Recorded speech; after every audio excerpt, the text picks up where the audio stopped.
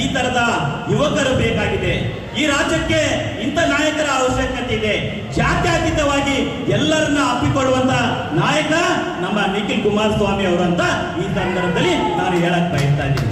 ಇವತ್ತು ಅವರ ನೇತೃತ್ವದಲ್ಲಿ ಕಲ್ಯಾಣ ಕರ್ನಾಟಕ ಭಾಗದಲ್ಲಿ ಜೆಡಿಎಸ್ ಪಕ್ಷ ಸದೃಢ ಆಗೋದ್ರಲ್ಲಿ ಯಾವುದೇ ಸಂಶಯ ಇಲ್ಲ ಅಂತ ಈ ಸಂದರ್ಭದಲ್ಲಿ ನಾನು ಹೇಳಕ್ ಬಯಸ್ತಾ ಇದ್ದೀನಿ.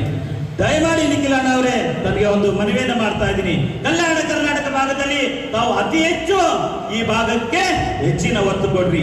ಯಾವ ರೀತಿ ಇವತ್ತು ನೀವು ಕೊಪ್ಪಳಕ್ಕೆ ಬಂದಿದ್ದೀರಿ ಅದೇ ರೀತಿ ಪ್ರತಿ ತಾಲೂಕಿಗೆ ತಾವು ಬಂದ್ರೆ ನಾವು ಈ ಕಲ್ಯಾಣ ಕರ್ನಾಟಕ ಭಾಗದಲ್ಲಿ 20 ಸೀಟ್ ಪಡೆಯೋದ್ರಲ್ಲಿ ಯಾವುದೇ ಸಂಶಯ ಇಲ್ಲ ಅಂತ ಈ ಸಂದರ್ಭದಲ್ಲಿ ನಾನು ಹೇಳಕ್ ಬಯಸ್ತಾ ಇದ್ದೀನಿ. ಮುಂದಿನ ಮುಖ್ಯಮಂತ್ರಿ ಕುಮಾರಸ್ವಾಮಿ ಅವರು ಆಗೋದು ಶತಸಿದ್ಧ ಅಂತ ಈ ಸಂದರ್ಭದಲ್ಲಿ ವೇದಿಕೆ ಮುಖಾಂತರ ನಾನು ಘಂಟಾಘೋಷವಾಗಿ ಹೇಳಕ್ ಬಯಸ್ತಾ ಇದ್ದೀನಿ.